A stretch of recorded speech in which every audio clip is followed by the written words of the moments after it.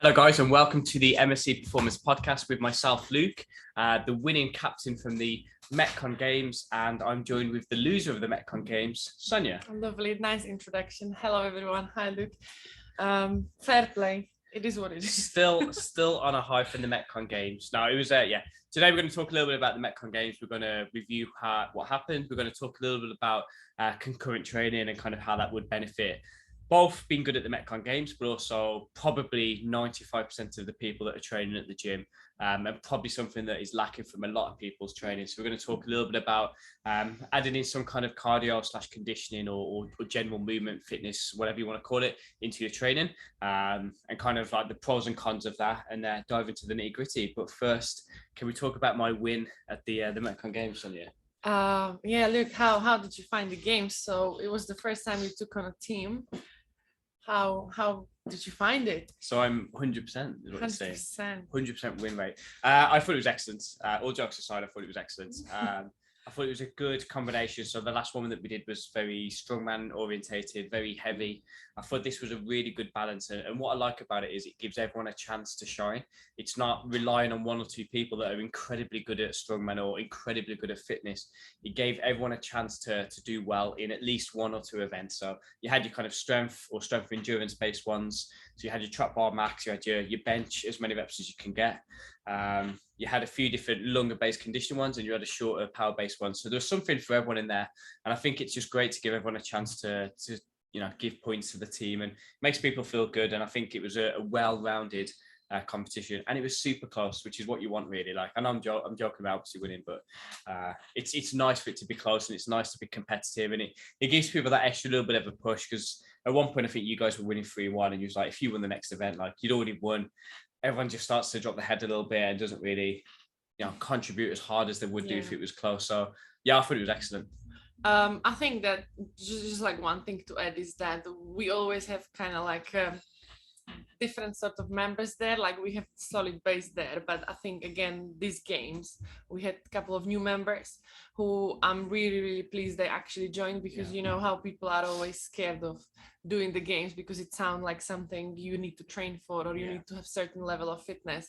I think like again they got the clarity that like, oh, actually like I could do well, and it was really good. Like the feedback we got was great. Everyone enjoyed that. It's similar to kind of like when people say, oh, I'm going to wait till I'm a really good weightlifter, or I'm a really good powerlifter, then I could be. It's the same with the Met-con Games, obviously on a slightly lower level. Like, oh, I'll wait till I'm one of the better people in the Met-con groups. And it's like, absolutely not. Like, you saw people getting in that by their own admission would say that they're not the strongest person on the group, and they were still smashing it. They were contributing points, and I thought it was I thought it was fantastic. What was the well, first of all, why did you choose? We had 2 Joker cards for the people that don't know. So we both agreed to do the strongman medley. Yeah. But then what made you choose the role for yourself?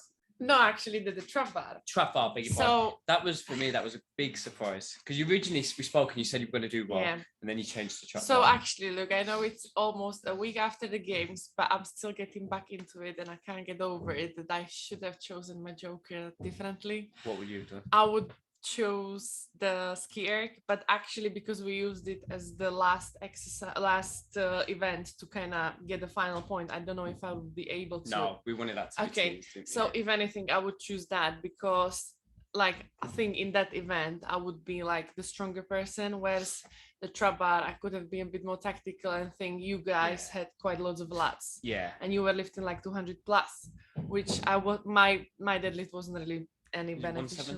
160 on a day, which is obviously the higher end of what some of the women were getting, which is fantastic, but that kind of event is won on the stronger people. I think so, because we had James, and for me that was a banker. Exactly. Like looking back I would do it differently, but on that day I was actually just really enjoying it, and I wasn't that bothered about like which event I'm gonna do. Ada as a captain said like, we want you in any, so I don't know, I just kind of wanted to do deadlift because I think because I missed the Christmas one. That's fair. But also, like, if you looked at your event, you're like, okay, we're going to win the winning one. You won the winning one, the strongman, which was super close, but then you're like, okay, this is one that we probably will lose, but if I can contribute a few extra kilograms, maybe it could tip it up. So it's not bad. I obviously wanted to make it mostly about members, like we got everyone involved. The kettlebell complex could be the one I could do, but I was just pleased watching everyone else. Yeah. So, how did you find the strongman? I think you did really well. I think our times were really close. What did you get? I got 1.3. 1:03. Yeah, I got 1:10, I think. Yeah, so not bad, Luke. Not bad. Thank you, Sonia. Thank you. Yeah, I thought it was great. I was really happy because I actually beat Ricardo's time. And I thought that was incredible. And then Alex was the fastest time because obviously we had a women's and we had a men's, different weight categories. Yeah. But Alex smashed it. I was really surprised at how fast he did compared to Ricardo. I think the difference is because Alex weighs probably 10, 15 kilos more than myself and Ricardo. That drag at the end was super tough. I think it's like 200, 250. Yeah. So like the other bits moved pretty fast, really happy with them. Then it got to that drag. And because I only weigh 78 kilos, it was pretty difficult. Yeah. It did make me laugh actually. The run back. I'm glad I went like third because the run back after the drag was actually quite tough. And obviously Josh fell over doing it. Yeah. And I think he hurt his knee pretty bad actually. So yeah, the drag not great, but okay. Yeah, but the drag was tough, but the rest of it was great. And I really love the strongman stuff. It's something I spoke about before where I would like to do a strongman comp, like maybe an under 80 kilo strongman comp at some point. But yeah, it's tough. I also really enjoyed doing the bench press as well because in my head I was like, yeah, 25, 30 reps, and then in the end it was a hell of a fight to get 25. But that was one where I think maybe if I had done the joke, I think you might have won because we needed 13 reps, which is pretty tough to get. Yeah. I think Ricardo got 20, but then the next best one was probably 13. So again, it would have been incredibly close. Some like really good performance there, including yourself. Like it's impressive to bench. Ricardo getting 20. I know, yeah. I think Alex got 16 or 18. Which is still really good. Yeah, no, it is. It's very good, yeah. And then obviously Jack doing the half body weight. For me as well, obviously the heavier you get, the more impressive relative strength is. Like someone like doing 2 times body weight squat compared to 120 kilo guy, it's not quite like for like. So when you see James who weighs like 95, 97, getting 12 or 13 reps on the bench, to me that was really impressive. So yeah, there were some really good performances. And the one thing I want to talk about is the concurrent training. It kind of leads on to like how impressive I found like so many people in that were both strong but also like very good fitness wise. And obviously the Met-con games and stuff like strongman is very heavily based around you need to be strong but you also need to be fit. But I guess we're going to talk about like how adding in extra cardio work would be a benefit to some people and how like a lot of people are kind of lacking that. So you obviously you train concurrently, you pretty much do twice a day sessions, one cardio and then one more strength or weightlifting base. And how do you find that? Do you feel like any different compared to when you were doing just more strength work? Like how have you found things? You know, it's quite tricky to say if I find any difference because I kind of always been doing concurrent training. So I've never found it like difficult. I think I'm quite efficient with sets and reps and like recovery in between. I think I can get my sessions done really quickly compared to other people, and I think this is the reason why. One thing that strikes me is that whenever you're doing training, you do a lot of like not always every minute on the minute, but you do a lot of like 2-minute rest periods, 90-second rest periods. Sure. So that's just showing how this definitely the comes. fitness component definitely 100%. Helps. Same with recovery. Like I'm training pretty much every day, which again like might not be good for everyone. And if I need to, I take a day off. But I feel like because of my fitness, I'm able to do so. So I think the concurrent training definitely helps me with this. Like I can do a heavy lifting session and then train in the morning again. But obviously the session is like adapted. Like I wouldn't do anything like lifting wise again in the morning because the period is short. But yeah, I think like as long as I feel fine, it's definitely the element of doing both. So yeah, as you said, like one thing is being just strong, but like in a strongman event, to actually push through the event and lifting at your max effort at each. And how many events is it on like a comp? Like 6? It's normally 5 or 6. 5 or 6. So yeah, like it's your not ability to recover in between them 100%. And be ready. Because you see, you did touch on it there. Like for a lot of people they're not got the luxury like we do to train for like 2-3 hours a day, whatever it is. If they've got literally an hour to train, if they've got a better base of fitness in terms of the amount of volume they're going to accumulate over that day compared to if they have to take 4 or 5 minute rest periods compared to 2 minutes, you're literally getting in double the amount of work. So a lot of people who are lacking this aerobic base would benefit so much more from like a time perspective, but also just the amount of volume that you would accumulate. I think it's massive, and I think it's something that's really underappreciated by a lot of people. We always joke about the powerlifters having like 10 minutes rest in between. Which obviously it has its place in it. Somewhere. Yeah. But not. I mean, I pride myself on being quite aerobically fit. I played basketball a couple of times a week. Before that, I used to do a lot of hiking, used to do a lot of walking. So I'm not going to win any like marathons or anything like that. But like aerobic base is pretty good. But even for myself, sometimes I'm finding like, because I've got the rep one that times the rest periods, it's like for a squat 6 or 7 minutes sometimes. I'm like, do I need this actually? Like, is this just because of my fitness? Is this because that's what I'm believed to be the right thing? But all of a sudden you find yourself resting 6 or 7 minutes, and then the sessions, towards the end of a 2.5 hour fair session, it doesn't matter how fit you are going to start to be flagging, if not physically, mentally. So like, would your session be better if you could reduce your rest periods down to become a little bit more manageable and get that session to be a bit more of an intense, like 90 minutes to 2 hours versus 3 hours of a slog, and then you're mentally starting to get taxed, it's getting late, you're getting tired. I think, like, as you're saying, in a gym, but also like why people should be willing to do the extra work, like the conditioning or adding these little things up, could be potentially because like you yourself, like you really like hiking, and I think people should be able to do this outside the gym as well, like being able to have a good walk, or not just like do a gym session, I don't know, an hour, and that's about it. Like people, it's great for your training to be able to let you do whatever you actually want to do in life. You don't have to like second guess if you're fit enough to do a walk. You want to be able to do everything you can do, and your training should help set you up for how you want to enjoy your life. And for some people that's going to be big hikes, for others that would be just like a little walk, like exactly, because like many people who come to MSC obviously have like an office-based job, and when you actually speak to them about their activity outside the gym, it's like, I get it, but it's shocking. Like they barely walk. Like some people manage maybe like 3,000 steps a day, which it's scary. We talk a lot about, I mean, there's probably more to it than just the steps, but people's quality of life, and also like life expectancy, how much higher that is when you go north of 7,000 steps, which, I mean, it's 12 o'clock, I'm on 6,000, you're probably on 1,000,000 steps. But like, we take for granted how easy we get the steps. And obviously in an active job, it's obviously a lot more effort if you work in an office space, but like little things that you can change just to improve your overall steps. And the steps, I think doing 7,000 to 10,000 steps a day for most people is enough of a base of fitness 100%. To get a lot more out of your training. When people are doing 2,000, 3,000 steps a day, like, first of all, I don't know how, because I'll have made my breakfast and I've been 1,000 steps. I just don't get how it can be so low. I know. But I think just getting up your daily steps up to a certain amount is going to be enough of a improvement in your aerobic fitness to recover better, but also actually completing your sets as well. Because if you've got tough sets of 8, your fitness level is quite low. You're going to be limited by your actual ability to breathe and to be able to have the fitness to complete a set. You're going to really be limited by how much weight you'll have to lift. If you could build your fitness up and do 80% for 8, which is a tough set, but compared to doing 65% for 8, because you're getting so gassed, the adaptation you're going to get from that's going to be massive. I think like I've seen it even now after the games, like a couple of people did not make it on Monday, and like this. God, you hated that, didn't you? You've been on about it non-stop since. I don't. I'm sorry, I'm over it now, but I'm just saying that they still sore.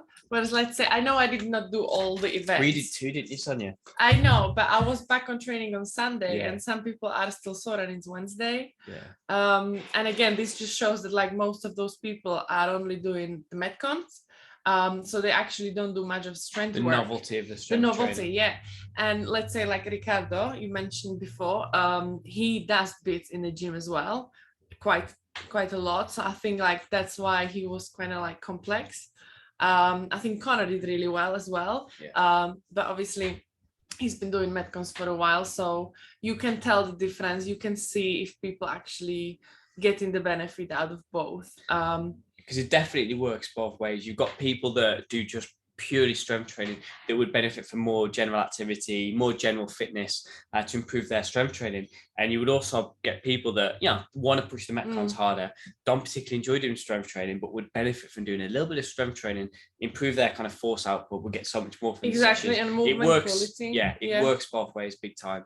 And you see the people that are best in Met-con. I mean, the ones I enjoy, like, people that do both, you can see their output is so much higher, their power, their speed is so much higher because of this strength base that they've got. So it definitely works the other way. I guess there is a point which, 95, maybe even 99% of people do not need to worry about the interference effect. But that's, I guess, the one big thing that people start to worry about when they're considering doing cardio. Like, I'd love to add in some steps, but I'm really worried that my squat's going to tank 20%. What do you think about like the interference? We obviously do a lot of reading on it. There's a lot of research on it. In the bigger picture, like you said, let's say it's going to decrease your squat by 20%. That's definitely not going to happen. I think for someone who's just doing like a general training for like well-being, you're definitely better off doing both, which, like Luke said, one would benefit to another. If you're, let's say, a competitive powerlifter, I don't think like you would look yourself benefit from really exhausting yourself through heavy Met-cons and heavy sessions. Like, you would really need to work your training around, but you would still be good doing some conditioning work for the benefits we mentioned earlier.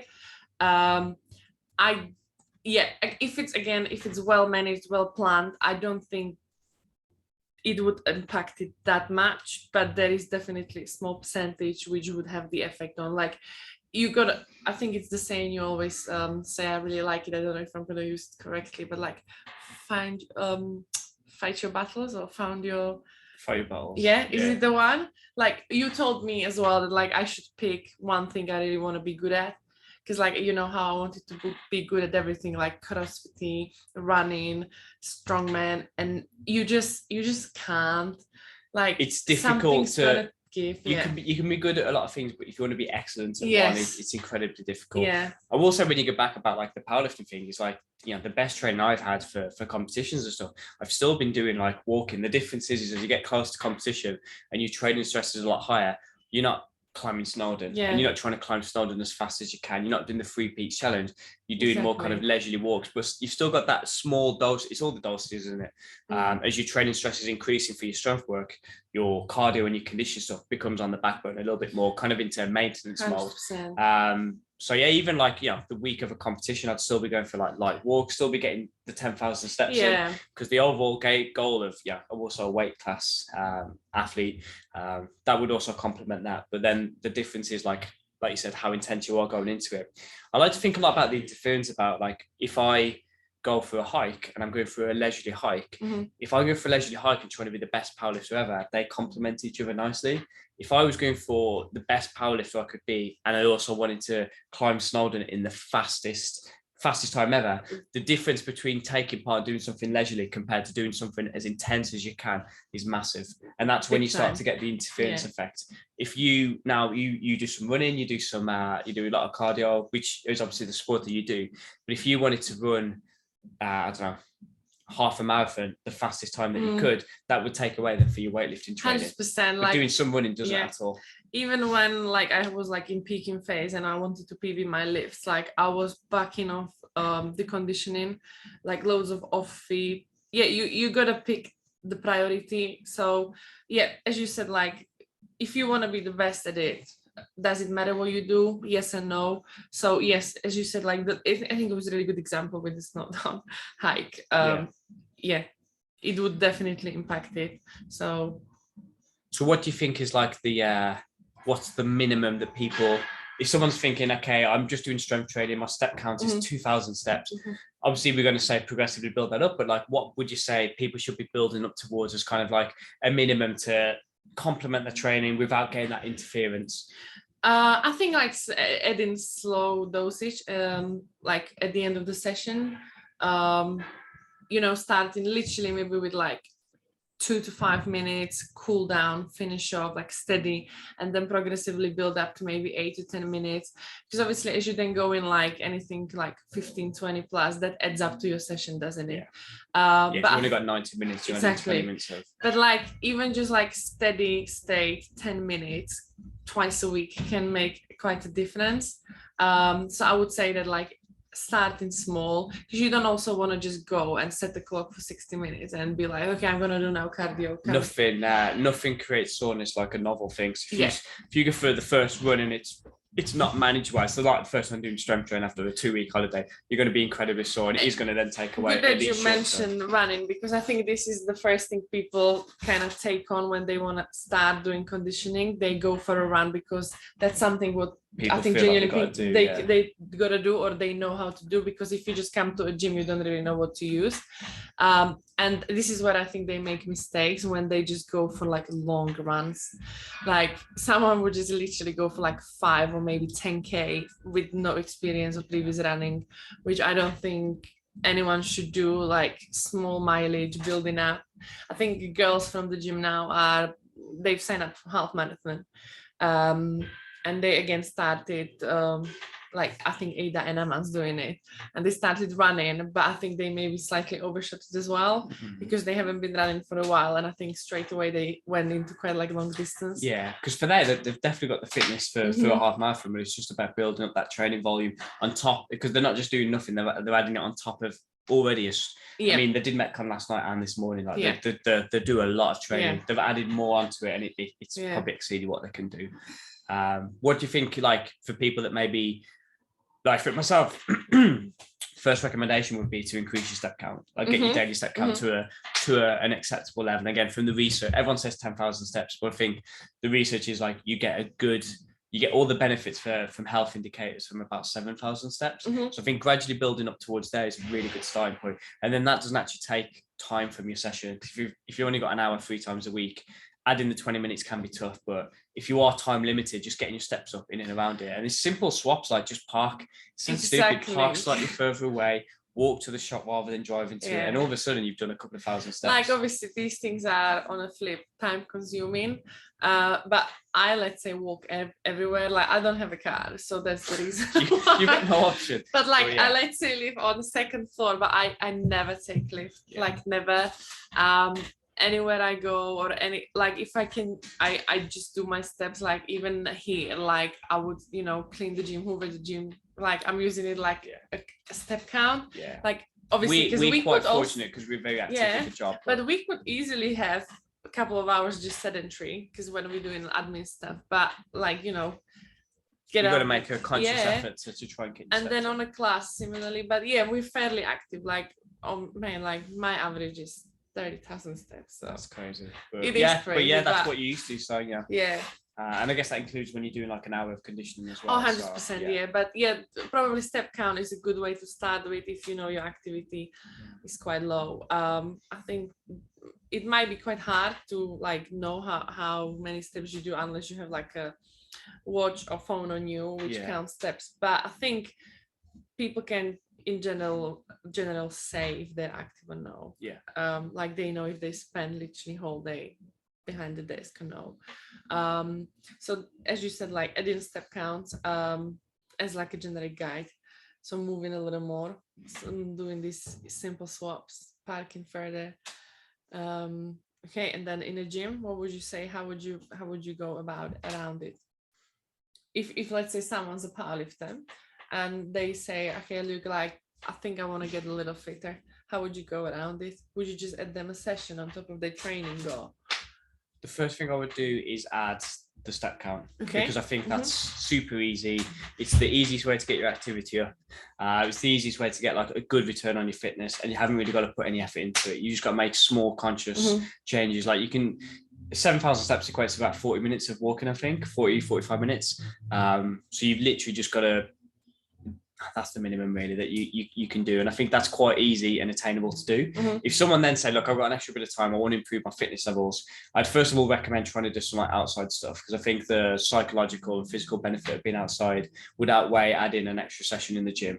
And if they're already a powerlifter, they're probably doing like 4 or 5 sessions a week, I'd probably tell them to just maybe try and do something outdoor and find something they enjoy doing, a walk, a team sport, something silly like that.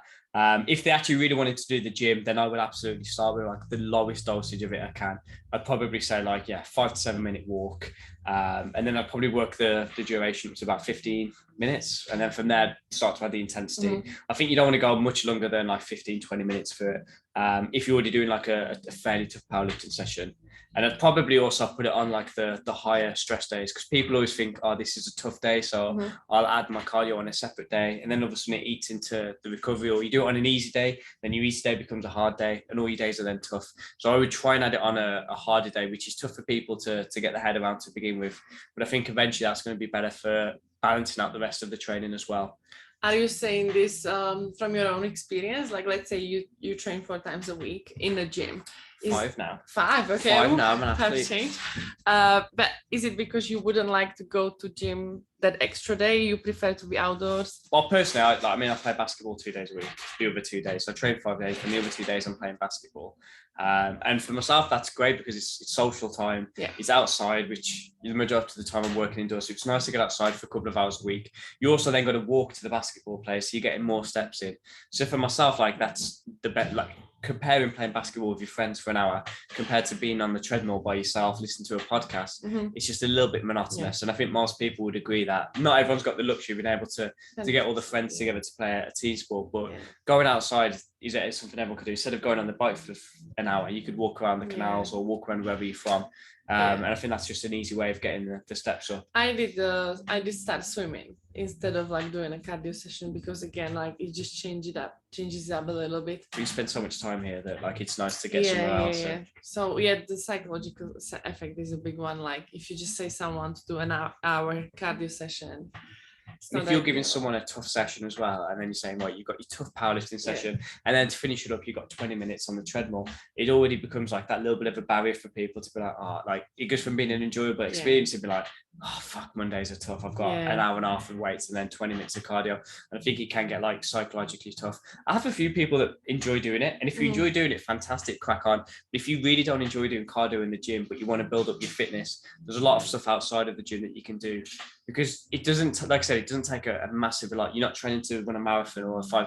If you're doing it to try and improve your training and get as much out of your training as you can, from recovery, from reducing the amount of time you're going to be in the gym, but then also your ability to produce, to perform hard sets, it's a very small amount that you have to do to actually get there. And I think the daily steps takes the most out of it. And then 15 to 20 minutes of like low activity can also be beneficial, but only if people need to do it or want to do it, sorry.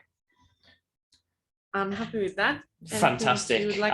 Yes, I want to talk about the flip. So on the flip side, we've talked about the interference, and we spoke about adding cardio. Where should people start with the opposite? They're doing all the Met-con work, they're doing their conditioning, strength training. What would you recommend? Structure, if it's okay to say. Like let's say they're just trying to get as much out of it as they can. We've said the minimum dose for cardio. What's the minimum that you would give, say, someone strength? Couple of half an hours, twice a week. Yeah, I agree. 2 full body sessions, heavily based around the compound movements. It can be easily done, but one's not enough. One is incredibly tough, like to see anything. 2 times a week is fantastic if you can commit to it. And it can be as simple as something knee dominant, something hip dominant, push full pull, body approach. A little bit of core, twice a week. Trying to be progressive in nature, trying to progress things as and when you can, as long as your technique is still good enough to do so, will have a massive effect on your ability to produce force in the conditioning sessions. And I think in 2 weeks already you would see you moving better, like a bit more quality, a bit more awareness, better motor control. I really like when people from Met-cons here I see starting doing a bit more strength work. I think everyone can see the benefit, which obviously we know that there is the benefit, but I don't know. I think people just maybe were scared. Yeah, I think so. People like what they're good at, and people enjoy what they're good at. And then if they don't enjoy it, but they might see the benefit of it, it can be a little bit daunting. But I think it can be such a low dosage of them for people to get in. Once you got that first couple of weeks under your belt, it's absolutely fine. Like trying to get 7,000 steps in for someone that does 1,000 steps is really daunting. But then as soon as you just make these small subtle changes, and all of a sudden you're doing 5,000, then it's a little bit of an effort to get the last 2. It becomes a lot more manageable. You know, this makes me think that when we speak about gym and like, you know, for you training is like an everyday thing and it's like a normality. But giving someone a recommendation like, okay, do three conditioning sessions a week and 2 strength sessions, like it might sound like a lot to someone. Yeah, it is. It's a hell of a lot. It's a big commitment. And not everyone wants to spend that much time doing this, isn't it? Like, it just makes me think that, like, for us, it's such a normal thing. Was actually. But if you were, let's say, you are time pressed, you only could do 2 sessions a week, you could easily do 30 minutes of strength training and 20 minutes of cardio. Exactly. That could be a lunchtime twice a week. Mm-hmm. So we're talking about people now that really want to like push the training hard. But if you were just someone that was looking to improve their fitness and improve your strength and just your overall quality of life, feel a little bit better, maybe look a different way, 2 times a week for like 45 to an hour is a good amount of time as a starting point, and then obviously it needs to get a bit progressive in nature, but 2 times a week is a good starting point. So we're talking a lot of people that really want to push the training, but it's relevant for people that also just want to improve their fitness. If you do have only 2 sessions, I do think the priority should be the strength training part at that point, and then trying to get your activity up outside of that. But in that case, let's say doing half session strength and half session conditioning, or adding that little conditioning at the end, will definitely impact another in a massive way if you start in. Say again, sorry. Like if you're a beginner, or if it's a new thing for yourself and you will do your strength session twice a week, adding a little bit of cardio at the end, that's when that interference doesn't come in. Oh, doesn't? I thought you said it does. No, it doesn't. Okay. No, definitely would. Because often people come into training and the first question is like, how many Met-cons can I do? Is it going to impact my strength work? Yeah. Well, no, like at that stage, no, don't worry about it. That's what I wanted to say. For most people, they don't need to worry about the interference at all. Exactly. And especially when you're first starting out, because you do first what you want to, what's the priority for yourself. And for most people, that's strength training, because you'd rather push your strength training harder and then your conditioning be like 5% slower. Definitely than it would be has to be priority. Yes, like doing maybe a bit more, but nothing to worry about there. Nothing to worry about. Sonia has signed it off. You've got nothing to worry about. You can do your cardio, you can do your strength training. Yes. Fantastic.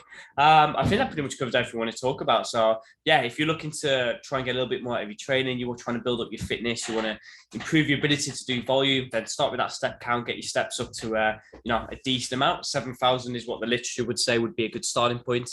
Maybe add some low level cardio and then progressively build it up. And hopefully you start to feel a little bit fitter, able to recover better, get a little bit more out of your volume training. And then vice versa, if you're doing conditioning and you're looking to get a little bit more to them, produce more speed and power, a couple of strength training sessions a week to complement that, focus on full body and being progressive is probably also a good starting point. So I hope you found that useful, guys. If you have any questions, as always, you can link them below. And until next time, we will speak to you soon. Excellent. Have a good day.